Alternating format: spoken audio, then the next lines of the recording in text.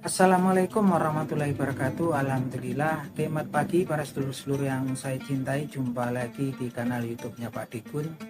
Oke para sedulur, jadi beberapa waktu yang lalu kita semua menyaksikan kemampuan timnas sepak bola Indonesia, kemampuan timnas kesayangan kita, timnas Garuda, bisa ya menaklukkan timnas Saudi Arabia atau si Elang Hijau. Artinya memang kalau kemudian timnas kita bisa menaklukkan timnas kelas si Elang Hijau atau Saudi Arabia yang memang langganan putaran final Piala Dunia gitu kan.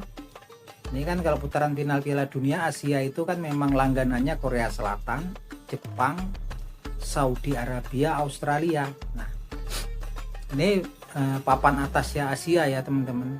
Yang jelas ketika kita jumpa Australia, paling tidak kita sudah bisa menahan 1-1.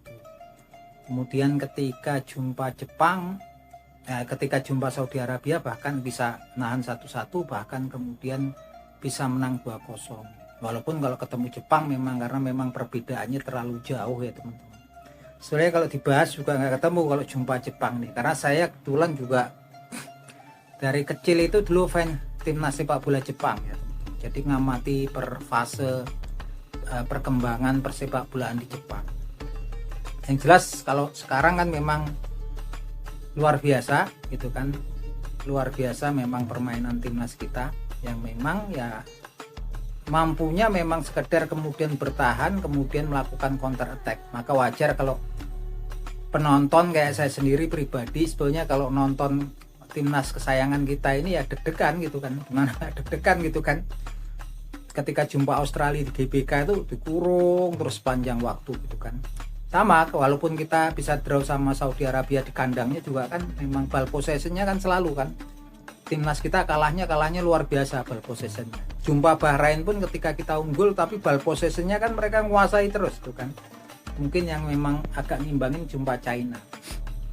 Tapi secara umum memang timnas kita di match ketika jumpa Australia, Saudi Arabia di kandang Saudi Arabia, kemudian ketika jumpa China di kandangnya China, sama Jepang terakhir ini kemudian menang sama Saudi Arabia. Sebagian besar tuh kita ball possessionnya kalah banyak ya. Ketika laga pertama ketika jumpa sama Australia itu ball possessionnya Australia hampir 70% lebih, kita cuman 30%. Kemudian ketika jumpa Saudi Arabia di Riyadh juga sama, ball possessionnya hampir 70% Saudi Arabia. Kalau ketemu China kemarin kita kalah ball possession cuma nggak terlalu banyak ya. Kita sempat juga menguasai permainan di akhir-akhir permainan. Ketika jumpa Jepang kemarin malah justru parah banget. Jepang itu sekitar 70 berapa ya, 78, 75 apa 7, dia sekitar 70 lebih lah, 72% itu ball possessionnya. Indonesia cuman penguasaan bolanya ketika jumpa Jepang cuman 28%. Dan kita kalah 4-0 ya teman-teman. Dan terakhir ketika jumpa Saudi Arabia kemarin kita ball possessionnya kalah, mereka 70% walaupun kemudian kita memenangkan pertandingan dengan 2-0. Nah ini yang sepertinya memang kemudian menjadi sorotan oleh orang-orang yang memang kemudian memang selalu mengkritisi timnas, mengkritisi STY gitu kan, seperti ya Bung T ya, teman-teman kita inisialnya Bung T. Dia memang kalau saya lihat kemarin kan komen-komennya kan memang STY harusnya tahu diri, kalau tahu malu harusnya udah out, udah mengundurkan diri gitu kan.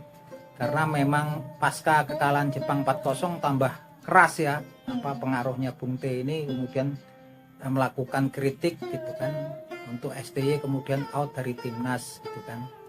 Dan memang kemudian dia mengeluhkan, mengkomplain daripada permainan timnas yang katanya parkir bus gitu kan, parkir bus atau bertahan terus gitu kan. Tapi memang kalau saya lihat sih ya memang kalau kemampuan kita sekarang ya kemampuannya juga realistisnya cuman bertahan kemudian melakukan counter dengan materi pemain yang ada.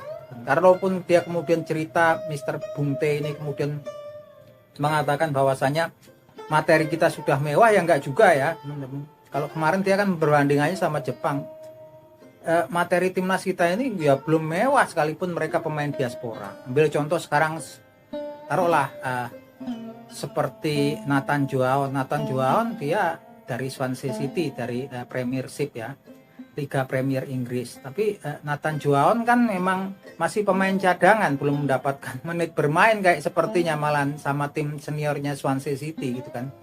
Fase-fasenya juga kemarin-kemarin cuma di tempat peminjaman seperti di Football Club Herenveen ya. Di Herenveen juga nggak pernah dipakai kan Nathan Joaon.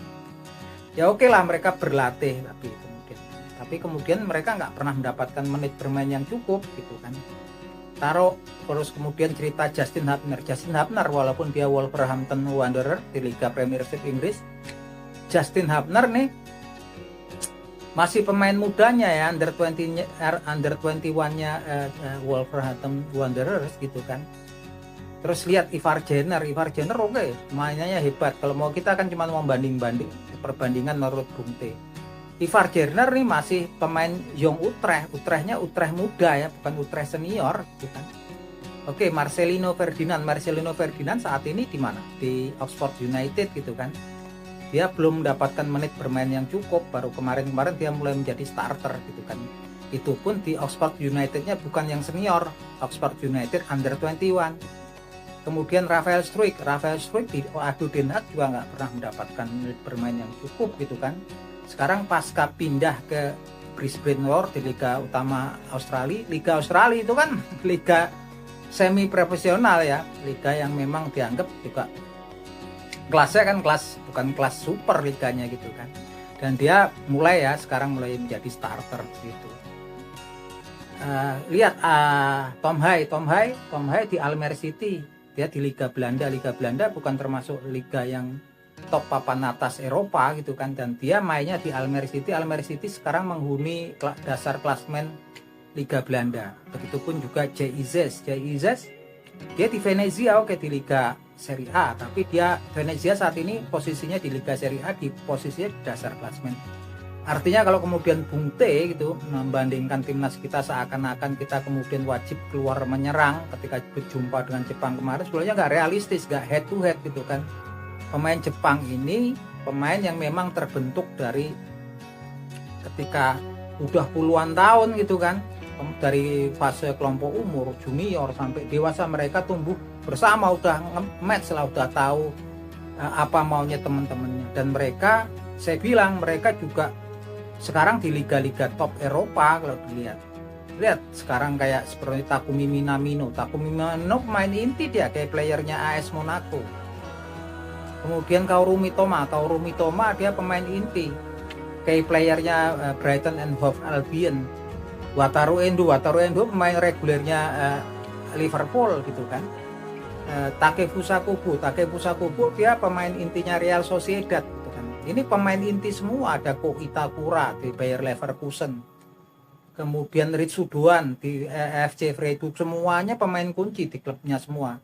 Kalau dibandingin, kita kan bilang tadi saya sebutkan pemain-pemain kita karena Bung T ini selalu mengatakan bahwasannya kita amunisinya sudah mewah gitu. Ya enggak lah, kita masih membentuk timnya. Tim kita kan memang kemudian terbentuknya baru 1 tahun ya, 1-2 tahun belakangan ini. Bahkan seperti Kevin Dijk bakar besi baru berapa hari kan join kan, langsung bergabung kan. Artinya kalau kemudian suruh tampil menyerang ya sebetulnya nggak realistis gitu kan. Ya bisa-bisa aja tapi sebetulnya nggak realistis. Yang realistis ya seperti tampilannya ketika jumpa Australia terakhir ya, ketika jumpa kemudian sama Saudi Arabia kemarin. Bertahan tapi memang kemudian melakukan pressing ya, jadi nggak memberikan ruang daripada pemain-pemain belakang lawan untuk membangun pergerakan ataupun build up dari bawah. Dan itu memang kemarin kan memang udah dilakukan dengan bagus banget oleh para barisan penyerang Indonesia ya, seperti Ratna Mangun, Rafael Struijk, Marcelino Ferdinand gitu kan. Jadi ketika diperlawan kemudian oper bola ke fullback, mereka langsung ditekan, di pressing, sehingga mereka pastinya juga kan jika kalau kesulitan mereka pasti akhirnya long ball. Kalau long ball kan artinya memang kemudian kita banyak pemain-pemain yang posturnya udah imbang lah sama pemain-pemain Timur Tengah saat ini gitu kan. Yang jelas kalau kayak Jepang susah ya, kalau di pressing kayaknya mereka itu, kalau saya lihat kemarin jumpa China 3-1 itu mereka itu terlalu percaya diri ya. Di pressing juga kayaknya nggak ngaruh kalau yang pemain Jepang gitu kan. karena memang kontrol sama dribble bolanya luar biasa, dan memang mereka pemain-pemain top di klub-klub top Eropa gitu kan. Nah ini memang Bung T kalau dia memperbandingkan seperti itu ya sebenarnya nggak head to head.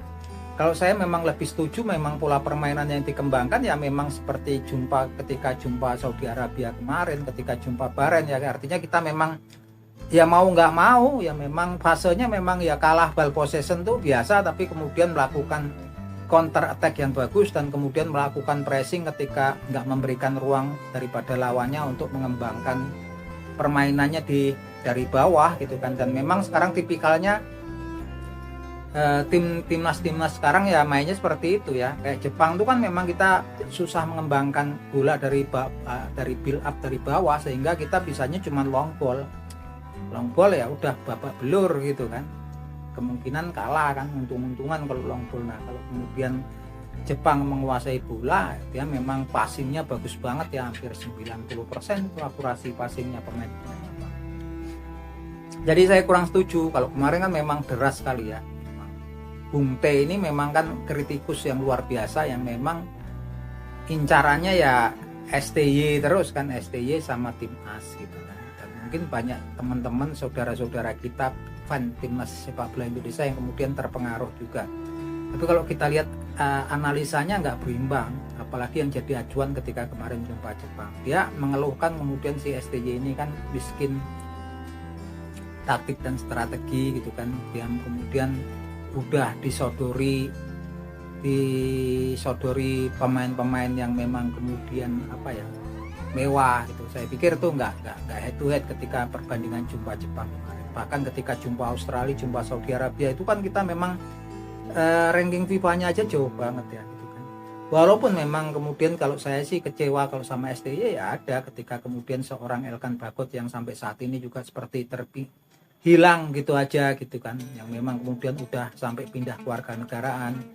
Sama ketika seorang Eliano Renders kemudian nggak dapat kesempatan main sama sekali gitu kan, seorang yang kemudian udah berpindah kewarganegaraan, itu ada sedikit kecewaan seperti itu. Tapi memang kemudian timnas kita tetap saat ini berada di posisi 3 di grup C, tapi lagi-lagi dari posisi 3 sampai posisi Indonesia, Saudi Arabia, kemudian Bahrain sama Cina poinnya sama teman-teman, poinnya 6, bahkan sama Australia itu cuma 7 poinnya. Artinya semua tim di grup C masih punya kesempatan, dan memang timnas kita nggak boleh lengah. Walaupun nanti di laga selanjutnya di Melbourne ketika jumpa Australia di bulan Maret nanti, timnas kita nggak bisa diperkuat oleh Justin Hapnar dan kemudian Ratnaro Ratmangun yang terkena kartu merah dan akumulasi kartu kuning ya, Ratnaro Ratmangun.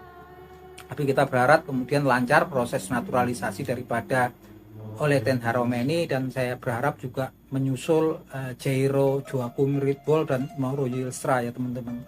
Karena kita semua pastinya bermimpi bahwasanya kita semua bisa menonton timnas kita sendiri ketika nanti gelaran putaran final Piala Dunia yang akan dilakukan di tahun 2026 di Amerika Serikat, Kanada, dan Meksiko. Nah itu aja teman-teman obrolan kita di pagi hari ini. Salam sepak bola.